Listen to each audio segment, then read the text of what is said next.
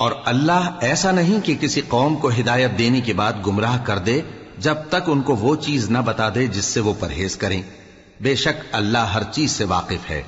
اللہ ہی ہے جس کے لیے آسمان اور زمین کی بادشاہت ہے، وہی زندگانی بخشتا اور وہی موت دیتا ہے، اور اللہ کے سوا تمہارا کوئی دوست اور مددگار نہیں ہے۔ بے شک اللہ نے پیغمبر پر مہربانی کی اور مہاجرین اور انصار پر، جو باوجود اس کے کہ ان میں سے بعضوں کے دل پھر جانے کو تھے، مشکل کی گھڑی میں پیغمبر کے ساتھ رہے۔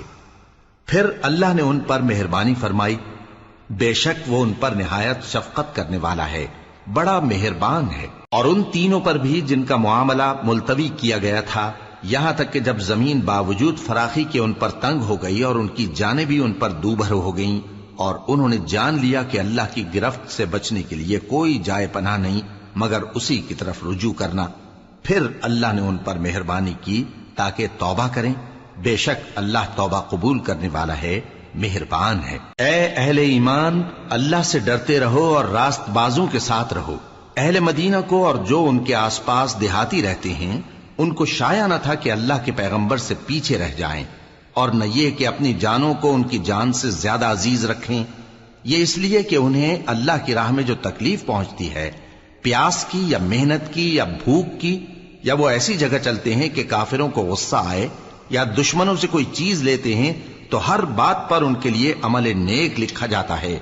کچھ شک نہیں کہ اللہ نیکوکاروں کا اجر ضائع نہیں کرتا۔ اور اسی طرح وہ جو خرچ کرتے ہیں، تھوڑا یا بہت، یا کوئی میدان طے کرتے ہیں، تو یہ سب کچھ ان کے لیے اعمال صالحہ میں لکھ لیا جاتا ہے، تاکہ اللہ ان کو ان کے اعمال کا بہت اچھا بدلہ دے۔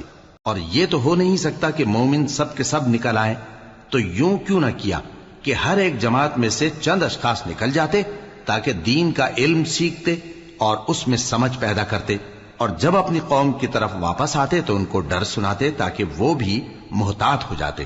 اے اہل ایمان، اپنے نزدیک کے رہنے والے کافروں سے جنگ کرو، اور چاہیے کہ وہ تم میں سختی پائیں، اور جان رکھو کہ اللہ پرہیزگاروں کے ساتھ ہے۔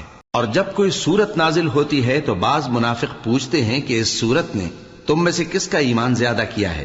سو جو ایمان والے ہیں ان کا تو ایمان زیادہ کیا، اور وہ خوش ہوتے ہیں، اور جن کے دلوں میں بیماری ہے تو ان کی خباثت کو اور بڑھا دیا، اور وہ مرے بھی تو کافر کے کافر۔